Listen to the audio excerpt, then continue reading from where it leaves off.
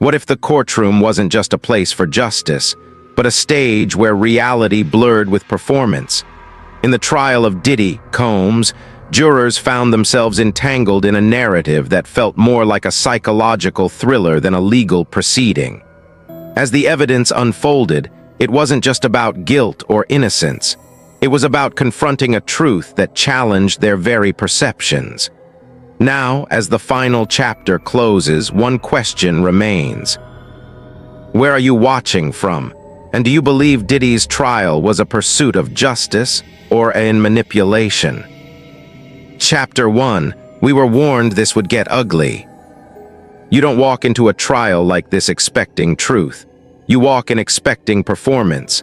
That much was obvious before I even took my seat in the jury box. They told us nothing. No case summary, no context, just names. One name, really, Combs. Diddy, Combs, Puff Daddy, Brother Love. Pick a brand, he's had more than most Fortune 500 companies. What they didn't tell us is that this trial wasn't about just one lie. It was about a man who built his entire empire out of smoke and mirrors. And now the smoke was finally clearing. Jury selection day felt like it had already been rehearsed. Most of us barely got asked anything. The defense waved people in like they were casting for a reality show. The prosecution seemed too tired to object. It was like both sides already knew who would sit in those 12 chairs. Me, I was juror 4, middle-aged, invisible type. The kind they overlook. Good, I needed that. I planned to sit still, take notes, and go home. But from the moment I stepped into that courtroom, something was wrong. A bailiff, not even the one assigned to our row, leaned toward me as we filed in. Didn't even look me in the eye, just muttered under his breath, "Don't react too much. That man plays chess." That stuck with me, because when Diddy walked into the room, it wasn't like watching a defendant. It was like watching a man enter his own press conference. He came in wearing a 3-piece suit, black, satin-lined, clearly tailored, not a wrinkle on him. His shoes were polished like a piano. Sunglasses tucked into his jacket pocket like he wanted us to notice he could wear them but didn't need to. He didn't look nervous. He looked prepared, and not just prepared, performative. Every step toward the defense table felt choreographed. He wasn't looking at the judge. He was scanning us, the jurors, one by one. Like he was figuring out who would be the easiest to break. Beside him sat a team of lawyers, all smiles and notebooks, but none of them in charge. You could tell. They were his backup singers, not his voice. The room itself didn't feel like a courtroom. It felt like a stage. Every bench was filled not just with reporters, but celebrities, faces blurred by sunglasses and oversized hats. I recognized 2 rappers, one R&B singer, and a talk show host who'd been on hiatus for years. They weren't here for justice. They were here for him. And then there were the ones you couldn't identify, clean suits, earpieces, all looking straight ahead. Private security, maybe, but more than a few of them had that look, the look of people who knew they weren't supposed to blink. In the third row sat a group of people I couldn't place, all dressed a little too casually, like they wanted to blend in but stood out because they were clearly planted. They clapped when he entered. That's not normal, not in federal court. And yet the judge didn't say a word. Speaking of the judge, an older woman, steely-eyed, the kind who probably learned law when typewriters were still cool. She opened proceedings with something that was supposed to sound like reassurance. This isn't about fame, it's about facts. But you could see the lie forming in her mouth as she said it. This wasn't a courtroom built on facts. It was built on fear, legacy, and image control. We were each handed sealed manila folders labeled in red ink. Level 4 confidential, jury copy only. We weren't allowed to open them, not even a page. One juror asked why. The bailiff just said, "You'll know if you need to know." That's the moment I knew we were walking into something way above us. Then came the prosecution's opening statement. Now listen, I've seen courtroom shows. I know the dramatics. But what the lead prosecutor said next made everyone in that room shift in their seats. This isn't just about lies, this is about how deep he was willing to go to protect them. It wasn't said with anger or even conviction. It was said like a warning. They didn't talk about money, or deals, or drama. They talked about damage, the kind you don't see on TMZ. They listed the alleged incidents like a funeral program: perjury, evidence tampering, witness intimidation, hidden properties, private planes rerouted in the middle of the night. And one line that hit like a brick to the chest: one of the people we tried to call as a witness disappeared the day after we served the subpoena. They paused after that, let it sit, we sat with it, and still Diddy didn't flinch, not once. He didn't turn to whisper to his lawyers, he didn't sip water, he didn't blink. That was what scared me, not the charges, not the names, not the fans cheering outside with signs that said "Free Puff." It was his calm, like none of this mattered, like we were playing our roles so he could eventually win the crowd back. But the prosecution's tone said otherwise. This wasn't a performance for them. This was warfare. And we weren't jurors anymore. We were witnesses, not to guilt or innocence, but to a man's unraveling. And what we didn't know yet was just how much of the truth had been buried, and who else had helped him dig the hole. But that wasn't even the part that cracked me open. What really flipped the table in my mind was what came after opening statements, when they dimmed the lights to show us the first piece of evidence. Not a document, not a video, a silence. They played a 5-second clip from a surveillance feed, just Diddy in a hallway. He wasn't doing anything. He wasn't even speaking. But it was too quiet. You know that kind of quiet where your ears buzz and you suddenly feel like something's behind you. That kind of dead, static air that only comes before something terrible.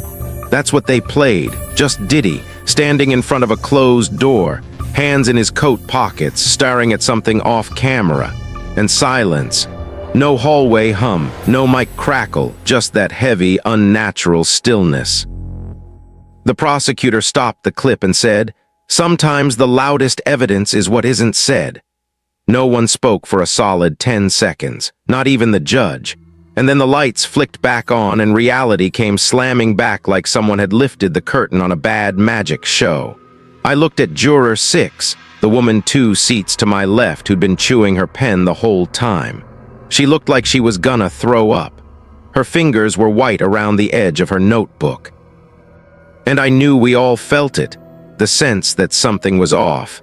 And that this trial wasn't about proving Diddy did something wrong. It was about how far he'd gone to make sure no one ever said it out loud. The judge tried to bring things back down, said we'd reconvene the next day, gave instructions like we were children. Don't discuss, do Google, don't read the news, don't speak to anyone about anything related to this trial. But when we got escorted out the back of the building, because yes, that's how high profile this thing was, they walked us past a hallway where someone had left a whiteboard. On it, scrawled in red marker, was a sentence: "He'll turn the truth into a remix before he admits it's real."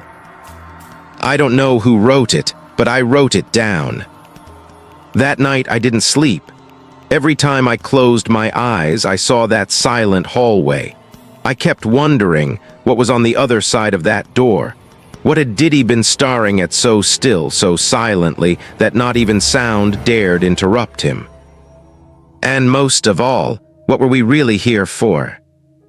Because if this was just about perjury or some paperwork error, then why were we watching security footage that felt more like a ghost tape than evidence? Why were we handed sealed folders we weren't allowed to open? Why were celebrities clapping like it was a Grammy pre-show? And why did Diddy look so calm in the middle of it? You'd think a man accused of lies would be fidgety, would be rattled. But no, he sat at that defense table like a king in exile, just waiting for the peasants to forget why they came in the first place. And worst of all, part of me feared he'd win. Because when someone lies with that much control, they don't care about the truth anymore. They care about what people remember. Chapter 2. The first lie was so smooth it almost worked. The thing about a lie is that it doesn't need to be convincing to work, just smooth. And when Diddy first spoke, it was butter. Every word rolled off his tongue like it had been sanded down for weeks. You'd think he was giving an acceptance speech, not testifying under oath. He sat there, cool as ever, one hand resting on the edge of the table like he owned it, the other gently massaging his temple as if the court was just another inconvenience in his schedule. He looked up at the jury like we were all wearing his brand, like we were fans. And then he said it. I wasn't even in the country that week. Just like that, calm, no stutter, no hesitation, no breath between the words like he'd said it before. Probably 100 times, maybe 1,000. The kind of lie you rehearse not to deceive, but to own. There were murmurs in the courtroom. Reporters scribbled faster. A few of them looked up from their phones for the first time since the trial began.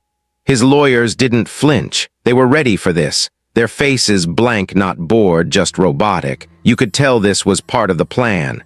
Step 1, build the alibi. Step 2, smother the doubt. Prosecutor Collins let him finish. No interruption, no snark. Just a stillness behind her glasses that said she was going to kill him with silence. Then she walked to the screen, pressed a button on a tiny remote. A black screen came to life. U.S. Customs record, she said plainly. Passenger manifest. Combs, Flight 789 from, landed at Newark Liberty International at 1:12 a.m., 3 days before the warehouse incident. There it was, clear as day. His name, his passport number, a time stamp, a security cam still from the arrival's gate. The air shifted. Diddy's hand froze mid-massage on his temple. His eyes flicked to the screen, then back to Collins. Still calm, but you could tell something in him had missed a beat. I stayed at the hotel the entire time, he said. The Ritz, room 1702, I didn't leave. Can't be me in any footage after that. Again, no hesitation. He even smiled slightly, like he was explaining something to a child. And that's when Collins struck. The second slide. Security footage, 3:45 a.m. the same night. The warehouse exterior cam. There he was, same coat he wore during opening statements. Walking into a side door, head low, flanked by a woman whose face was obscured under a scarf and hood. She wasn't tall, didn't say anything, just walked with him like it was routine. The courtroom went so quiet, I heard someone's pen drop 2 rows behind me. His lawyer shot up like he'd been hit with a taser. Objection, Your Honor. This footage wasn't included in pretrial disclosures. The judge didn't blink. Your client's testimony opened the door, overruled. And for the first time since the trial began, Diddy moved like a man who wasn't in control. He leaned back, adjusted his collar, then scratched behind his ear like he was trying to remember where he'd left his confidence. The rest of us, we weren't supposed to react, but the change in the room was electric. You could feel it. I glanced over at Juror 6. She didn't look at me directly, but her body shifted, barely, subtly, just enough to tell me. You saw that too, right? The video played on mute. A minute, maybe less, but it said everything. No one spoke, no one explained it. Collins didn't need to. She walked back to the podium, hands folded. This is just the surface, she said. Then she sat down.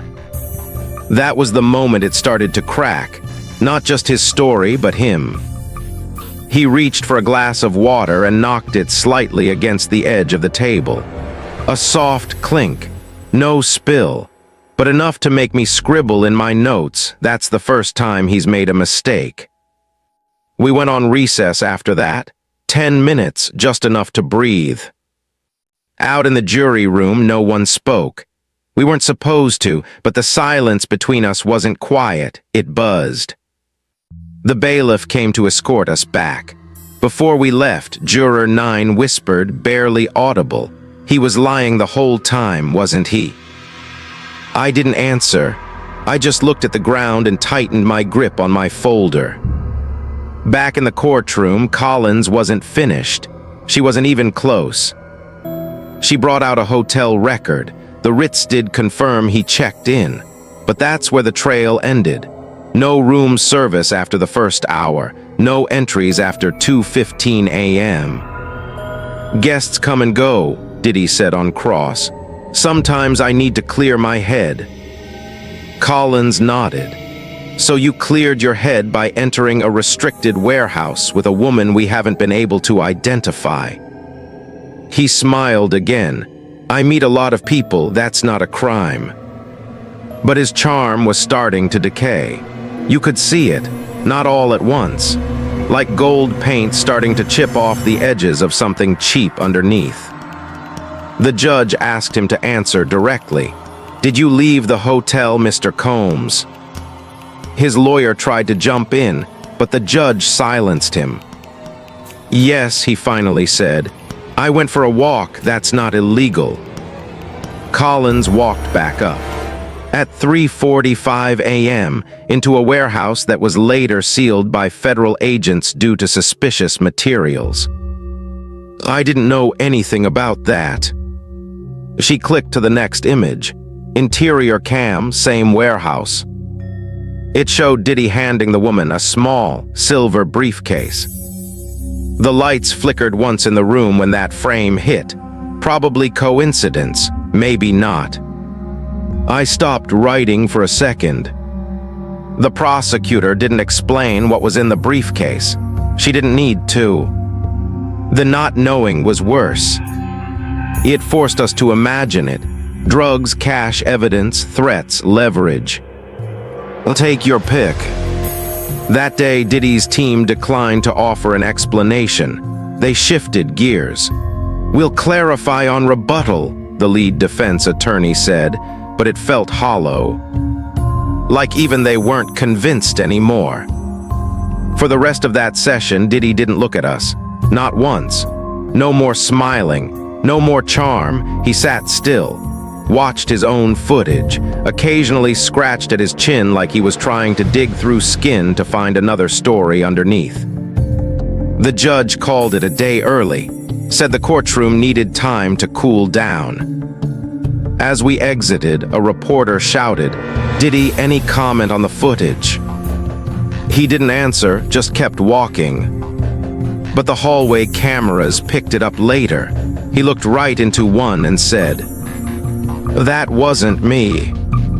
And maybe in his head, that was true. Maybe the version of him sitting in that chair wasn't the same one who entered the warehouse at 3:45 a.m. Maybe he'd told the lie so often, so smoothly, that he believed the truth had no jurisdiction over him anymore. But we saw it. The shift, the sweat, the stumble. And for the first time, I think he realized the one thing no PR team, no remix, no press release could fix. The jury didn't blink. And we weren't fans. Chapter 3, something about his smile was off. Then came the tape. It wasn't supposed to exist. That's what the defense kept saying. Unauthorized, illegally obtained, out of context. The usual song and dance. But the judge allowed it in, said the defense had opened the door the moment they claimed Diddy's demeanor reflects sincerity, not strategy. So Collins queued it up. It was an audio clip, a phone call grainy but clear, Diddy's voice unmistakable. "Yo, I already know how this jury thing play out. You just gotta hit M like a music video. Give M rhythm, give M lighting, make M feel like they already know the ending." There was laughter in the background, male voices, maybe 2 or 3 others. One of them said something about Juror 6, called her the smart one, then added, "She don't blink when she watches you. That's the one you work on." The courtroom went dead quiet. I could hear Collins' shoes click as she walked back to the podium. "Ladies and," she said, not looking at us, "this isn't just witness coaching. This is performance direction. This is psychological warfare." That was the first time Diddy's mask slipped. Just for a second. His smile twitched, not melted, twitched. The corner of his mouth fell half an inch. His eyes narrowed just enough to let us know the crack was real. It lasted less than a heartbeat, but once you saw it, you couldn't unsee it. He adjusted in his chair, leaned forward like he was trying to recapture the room. But it was too late. The spell had thinned. The judge took a long look at him before she spoke. "Mr. Combs, this court is not an audience, and if I see one more theatrical outburst, you'll be held in contempt." He grinned again, wider this time. "Yes, Your Honor," he said, then chuckled. "Just a passionate person, that's all." But no one laughed with him. Because we saw it, the crack. The mask was expensive, but it wasn't unbreakable. The rest of that day moved slowly. Testimony from a former assistant who talked about prepping moods before meetings, how Diddy would walk through the office whispering, set the tone," over and over. She said he once practiced crying in a mirror for 20 minutes before a sit-down interview. "He told me people forgive pain more than power," she said, "so he wanted to look like both."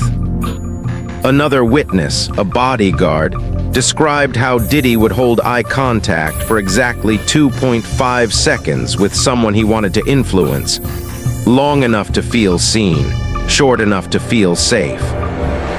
We started noticing it ourselves. Every time he looked at Juror 6, it was exactly that. A stare that said, "I'm letting you in, but also, I'm in control." She stopped looking back. By that afternoon, she was scribbling furiously in her notebook, lips pressed together like she was chewing on her thoughts. That's when I knew something had shifted in her, and honestly, in me too. Because once you recognize you're being manipulated, it becomes all you can see. Every joke Diddy cracked started to feel rehearsed. Every smirk like it had been pre-approved by his PR team. At one point, he leaned over and whispered something to his lawyer. I swear I saw the lawyer flinch, just a little, but enough. Then came the lunch break. We were escorted through a side hallway to a secured room with boxed sandwiches and a stack of yellow folders marked, "Do not discuss case." Standard procedure. But someone had left a note on one of the chairs. It wasn't addressed to anyone, just a sentence scrawled in block letters. "How many smiles before you forget why you're here?" No one admitted to writing it, no one even touched it, but everyone saw it, and no one threw it away. We returned from break to see the next exhibit ready to go. An email thread between Diddy's team and a private consulting firm. They weren't security contractors, they were behavioral specialists.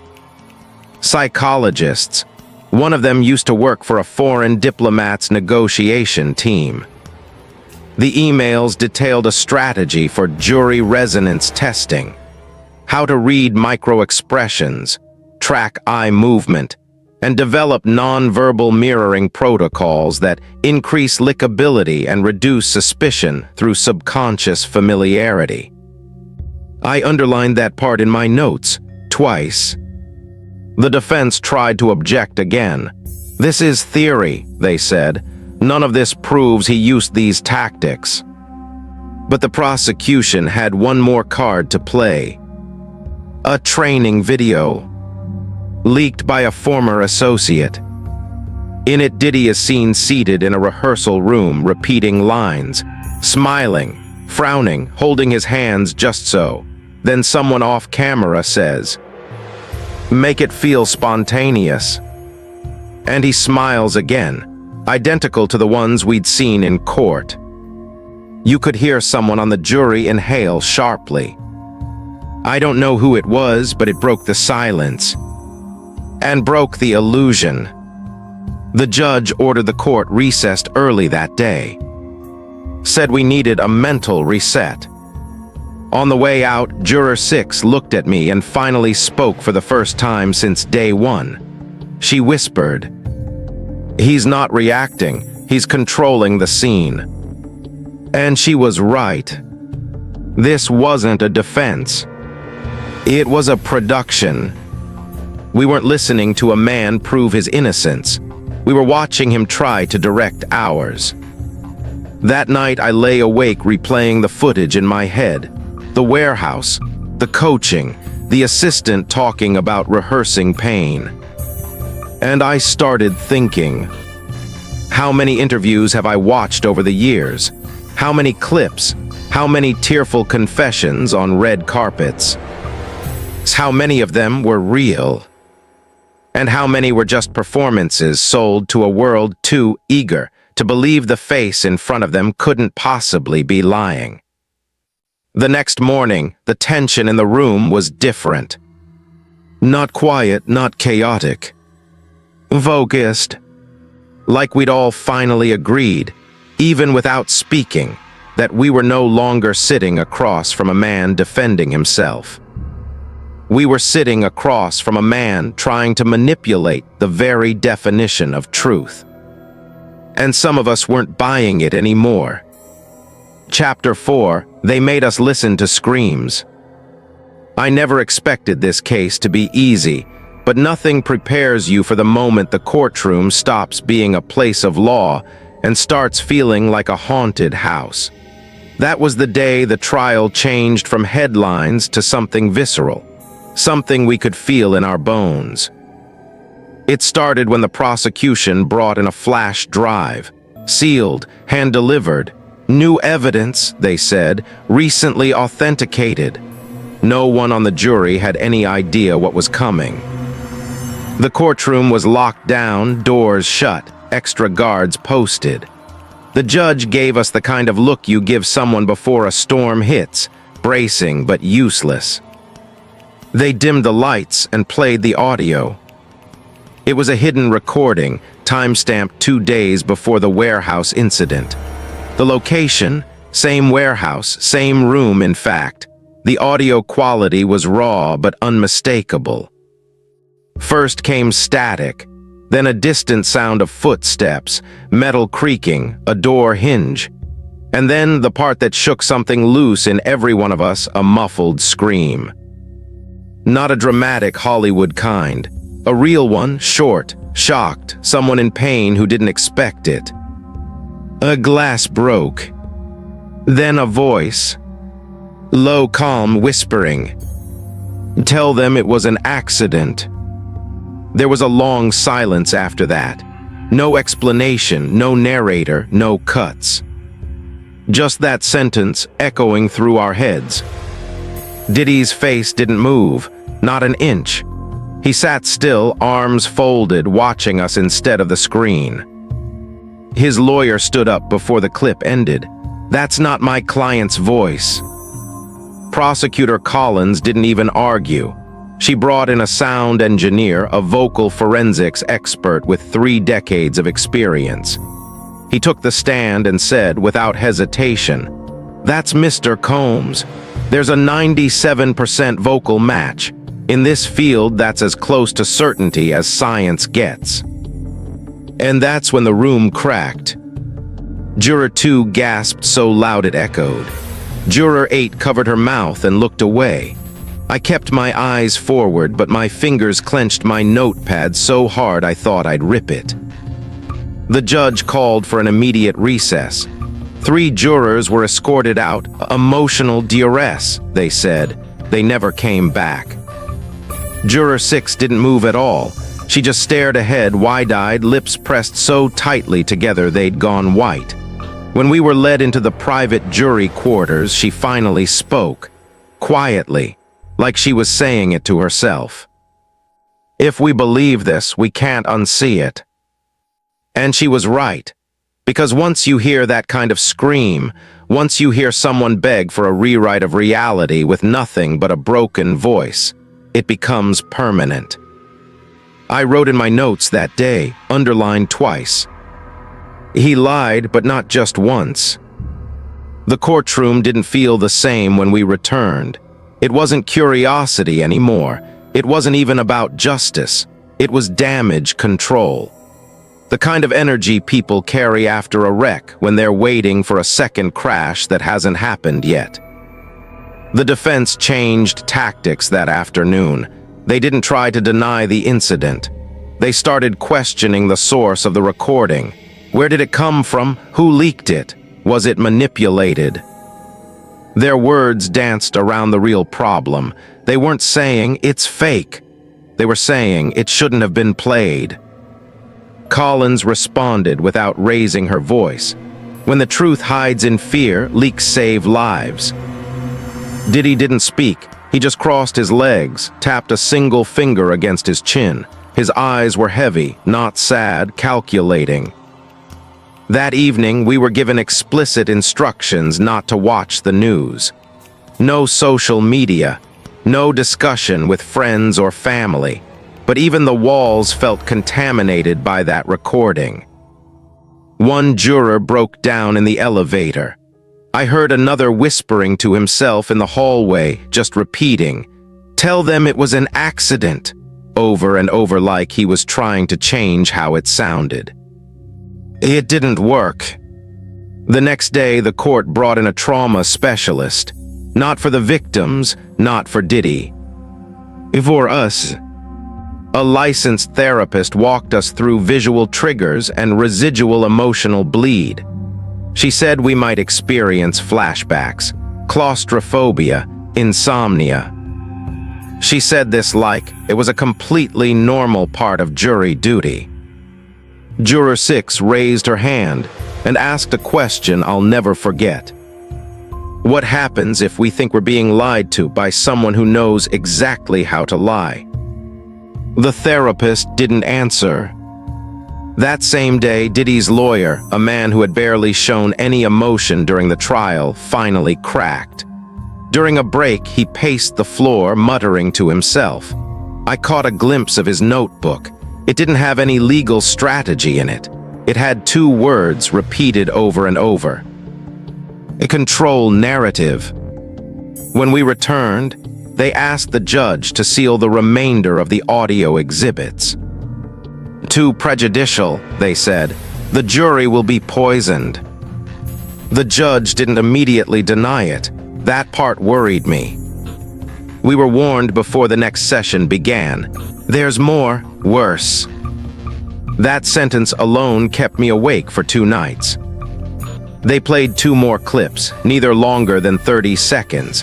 The first was someone crying, not screaming, just crying, repeating one phrase. He said I wouldn't remember if I signed. The second was silence at first, then static, then a man breathing heavy and muttering. The tape is the witness now. We never got clarity on who that was. But Diddy's face did change. Not a breakdown, not a panic. Just weariness. Like the performance had finally exhausted him. But not out of guilt. Out of effort. The next day, Juror 6 didn't show. We were told it was medical stress. She returned 2 days later. Didn't speak a word the entire morning. When Collins tried to play one final recording, the judge intervened. We've heard enough, she said. And that's when something strange happened. Diddy smiled again, not at us, not at the judge. At himself. Like he'd just won something only he understood.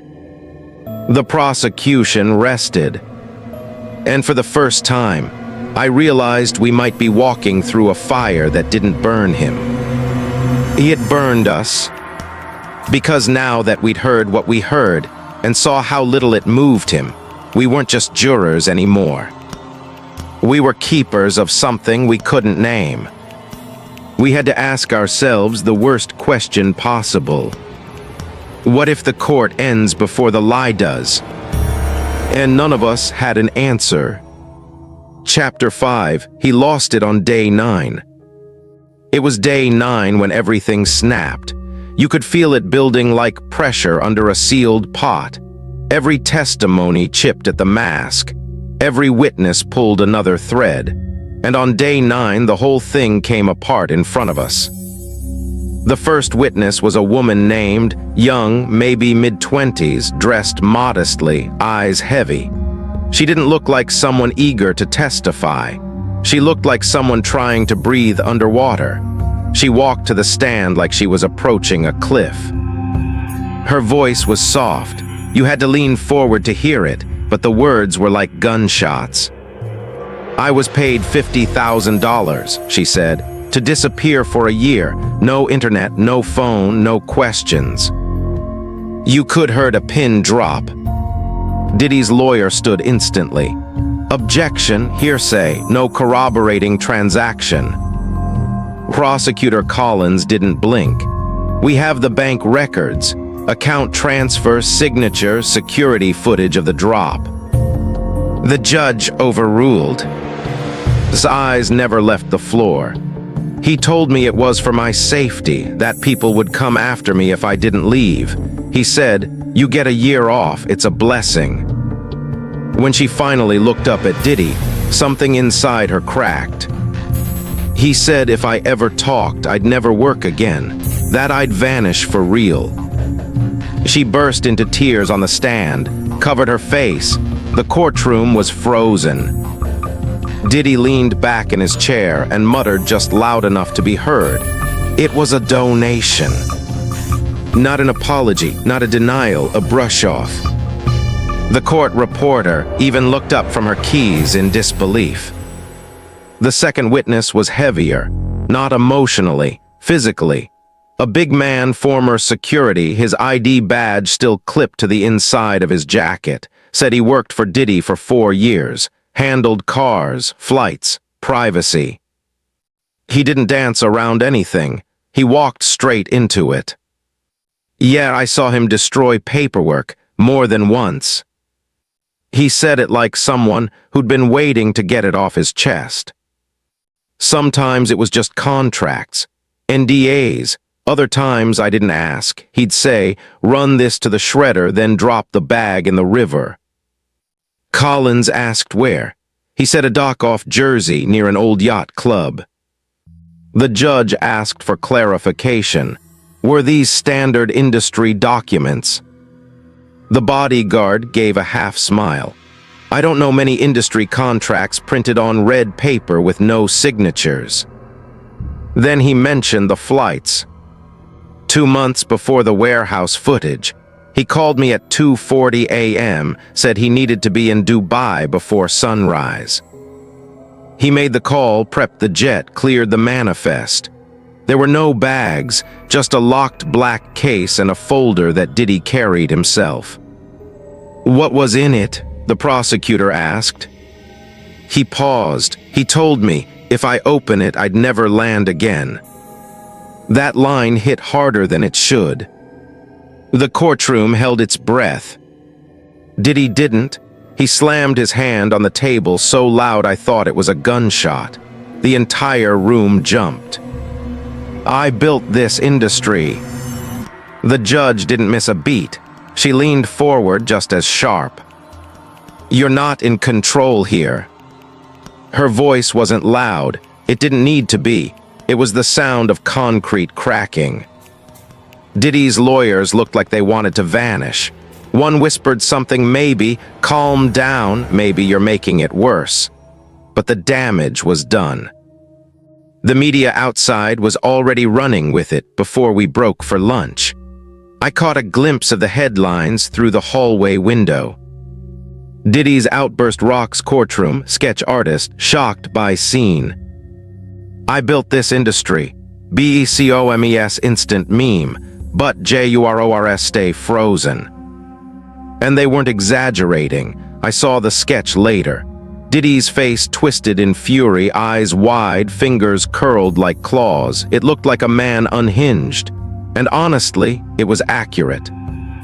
When we reconvened, the defense called for a mistrial. Irreparable bias, they claimed. The jury has been emotionally compromised. The judge This courtroom has been compromised, she said, but not by the jury. That's when things changed for me. Up until that point, I still had doubts. Not about his guilt, about whether this whole circus would bury the truth beneath drama. But after that, I saw it for what it was. I wrote it in my notes, box drawn and circled twice. He's not worried about being guilty. He's worried about what this trial might reveal. That realization shook me, because it meant there was more. Things we hadn't heard, things we might never hear. The next witness was scheduled but never showed. No explanation, no delay, just a sudden announcement from the clerk. Witness unavailable. That word stuck in my throat. Unavailable, not absent, not postponed. Just wiped clean. We were given a replacement witness. A data analyst hired to comb through Diddy's private flight records, phone metadata, and encrypted email backups. She projected a chart on the screen, red dots scattered across a global map. These are all the locations where Mr. Combs sent encrypted messages over a 1-year span, she explained. There were over 300 points. Collins asked, were any of those messages sent from warehouses, storage units, or abandoned buildings? She clicked a filter. 72.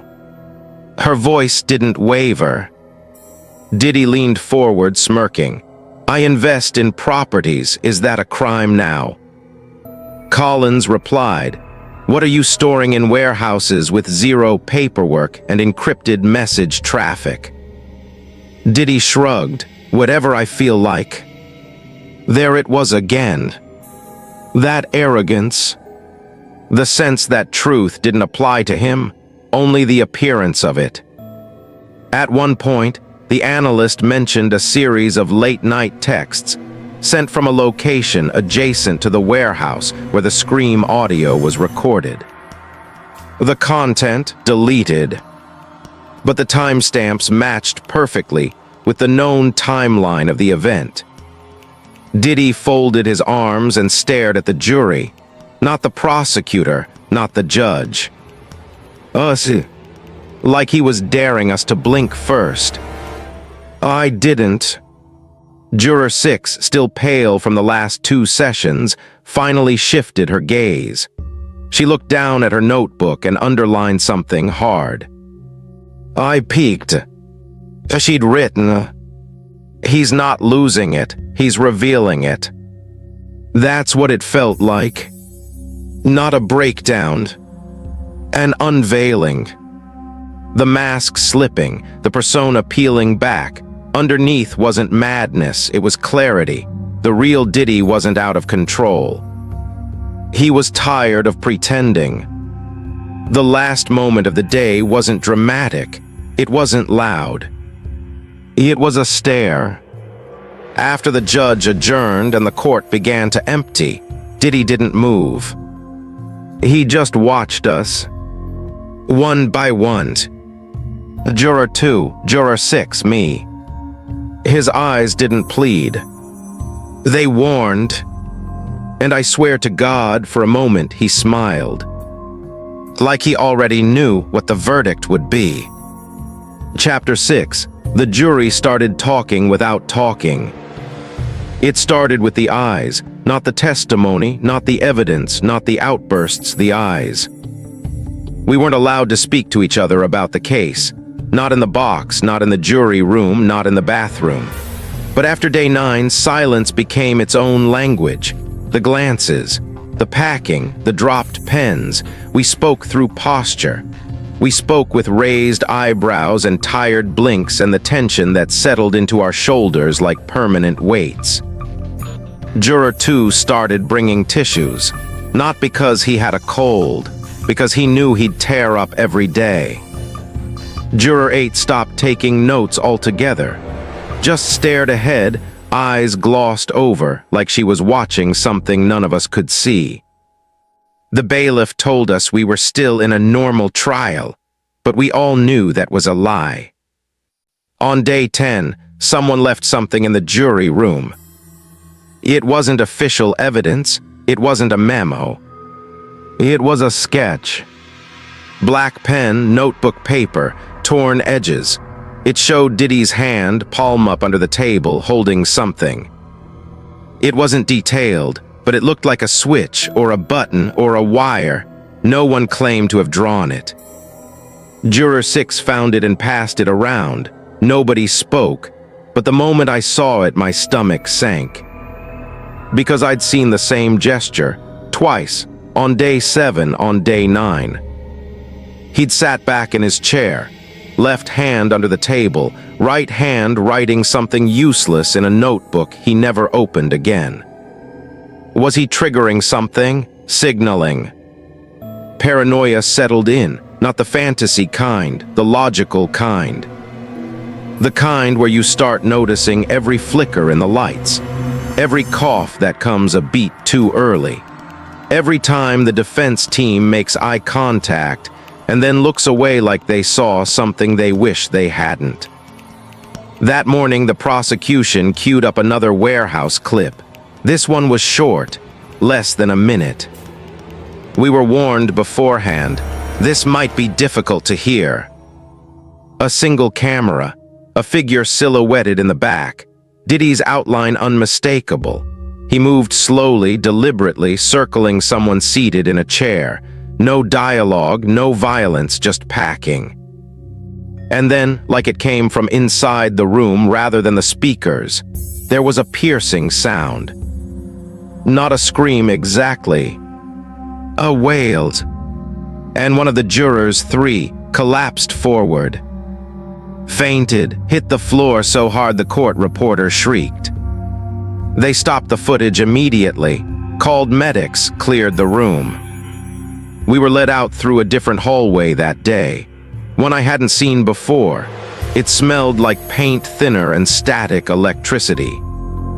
When we got back to the jury room, the court clerk was waiting.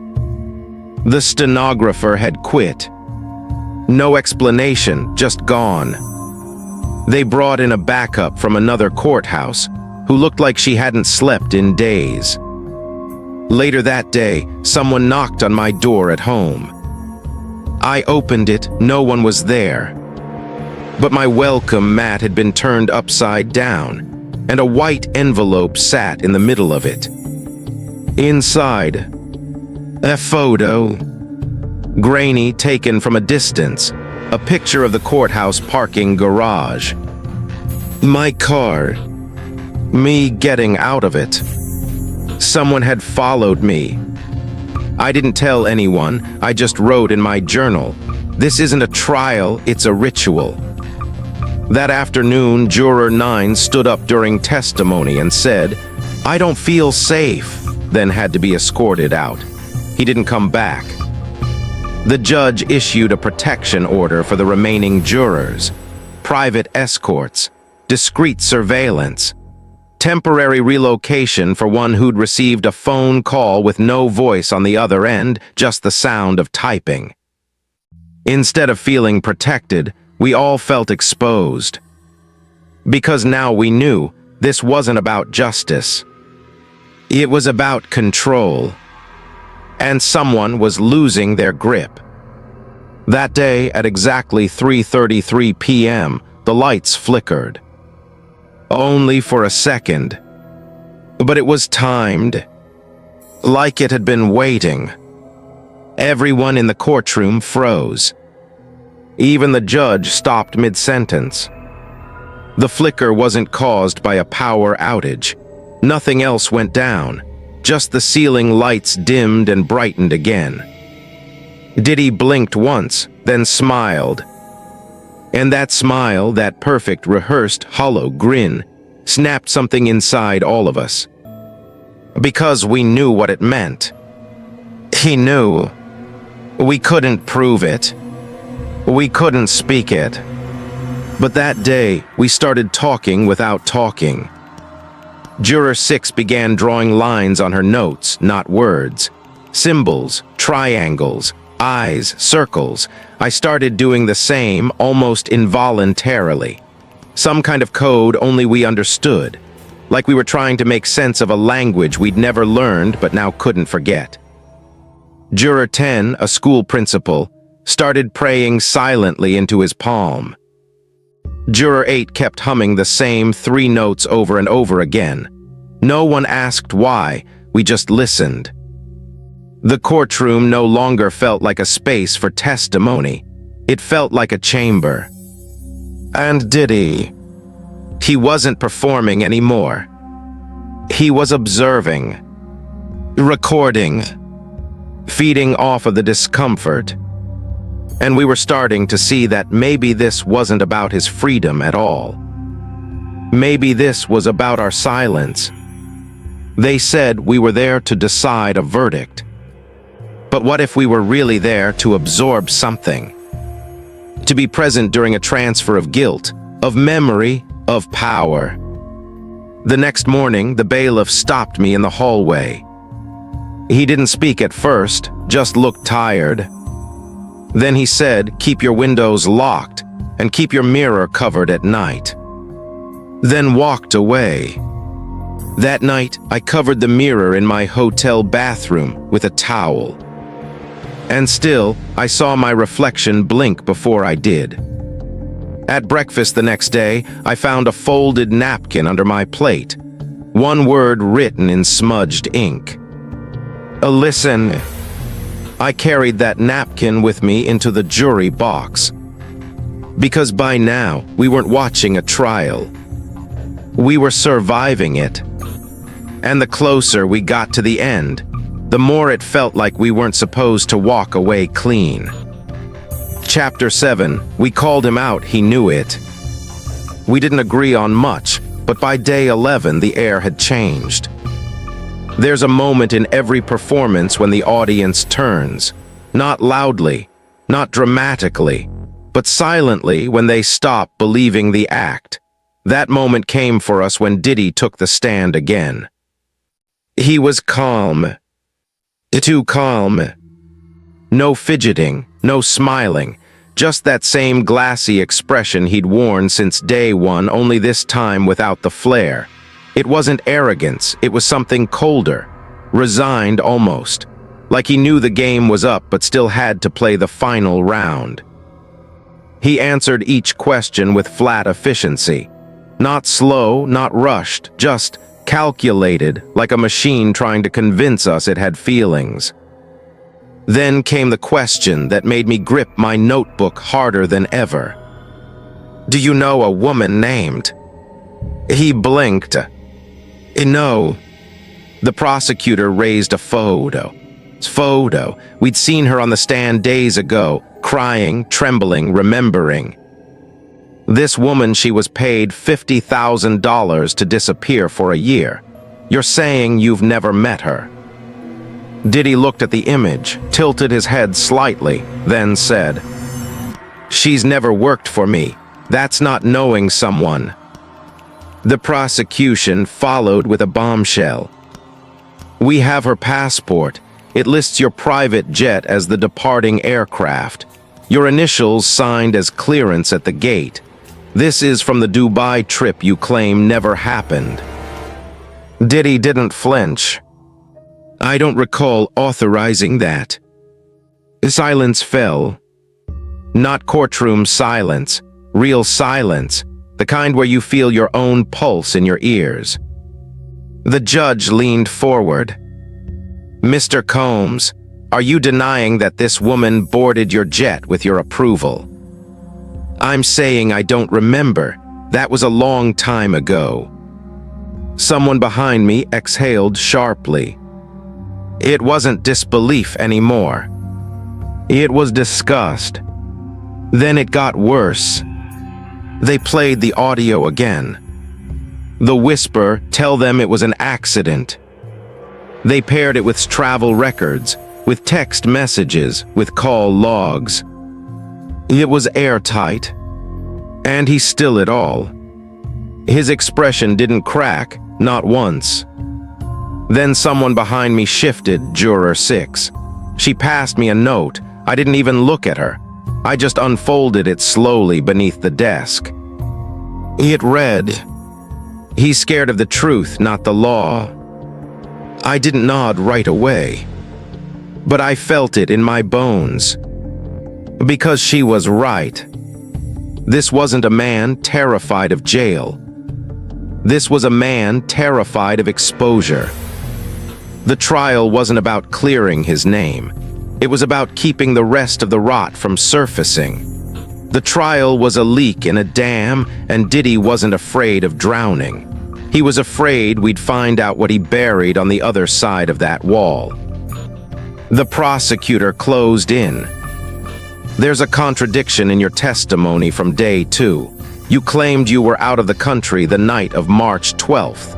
But here," she held up the manifest again, "you were seen entering the warehouse at 3:45 a.m.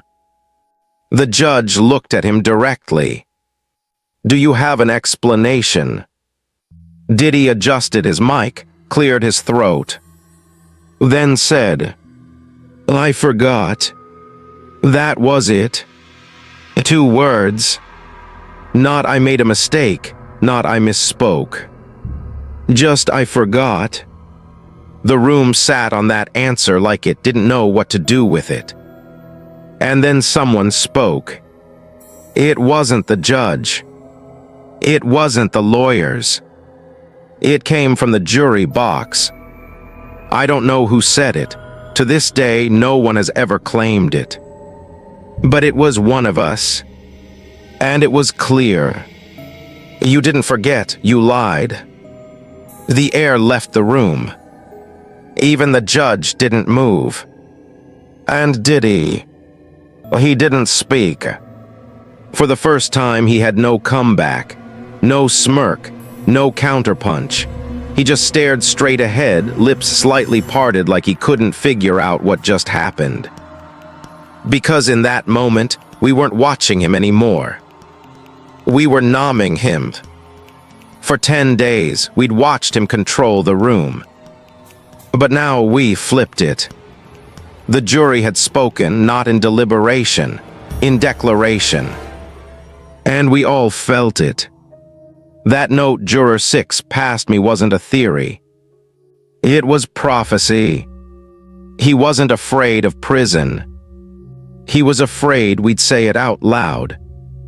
That we'd cut through the stage lights and speak directly to the thing behind the act. The next 20 minutes of court were quiet chaos. The defense panicked, whispered, scrambled. One of them dropped a binder and didn't pick it up. The prosecution, they didn't gloat. They just rested. And Diddy didn't look at us again. Not that day. Because he knew. The turning point wasn't coming. It had arrived. And he wasn't the director anymore. Chapter 8. You do walk away from something like that.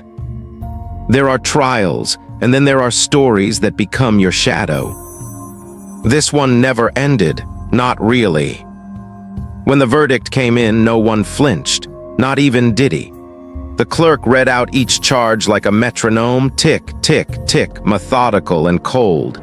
Guilty on 4 counts, not guilty on 2. Enough to fracture his legacy, enough to make headlines, enough to ensure history wouldn't remember him clean. But not enough to explain what we'd seen. He didn't react right away, just sat still as they cuffed him. No outbursts, no screaming. His lawyers didn't even try to delay. They looked relieved. And as they let him past the jury box, he turned slightly, just enough for us to hear him whisper, "I'm not done." It wasn't loud, wasn't angry, just assured. Juror 6 didn't come to the post-trial debriefing. None of us blamed her. She'd already packed, resigned from her job the next day, moved out of state. said nothing in the group chat we used for court logistics, just left. We didn't follow up, we understood. A week later, I found an envelope in my mailbox. No stamp, no return address, just my name scrawled in red ink like a warning.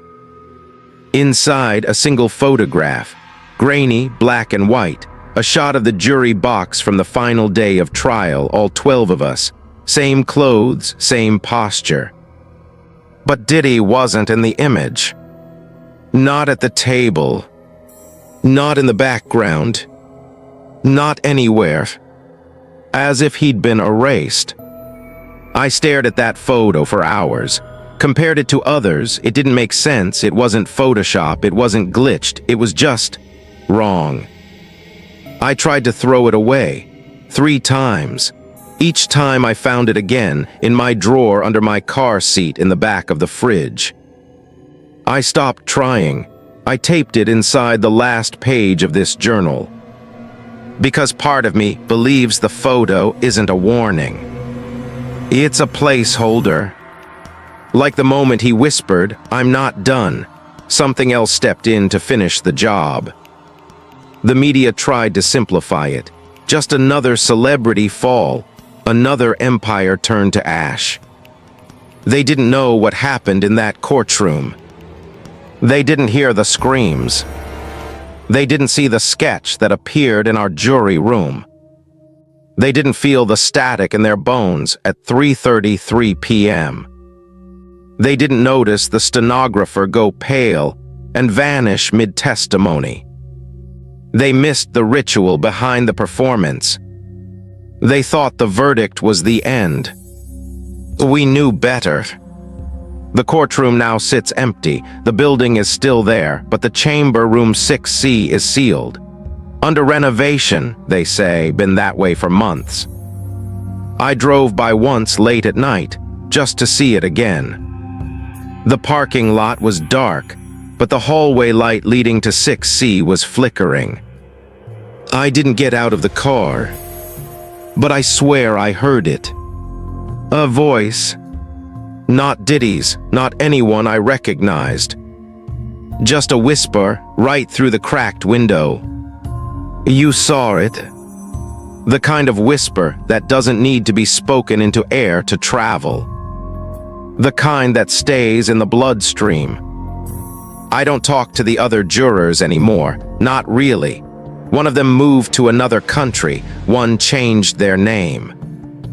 Juror 6 sent me one last message before she left. He's not in prison, he's just not here anymore. I didn't respond. There was nothing left to say. I see his face sometimes, not in dreams, not in nightmares. In reflections. Windows, mirrors, screens paused mid-frame. But he's never looking directly at me. He's looking at the seat I sat in. As if the trial never ended. As if we're still watching. As if we're still being watched. People ask if I'd ever serve on a jury again. I don't answer, but I'll write it here. No, because once you see someone lie with that much confidence, once you hear a room echo with the absence of truth, you stop trusting anyone who blinks too slow. You start looking at every smile like it's rehearsed, every denial like it's engineered, every performance like it's a setup. You start to wonder if you ever saw anything real at all. And worse, if you were part of the performance too. You don't walk away from something like that. You carry it until it finds someone else.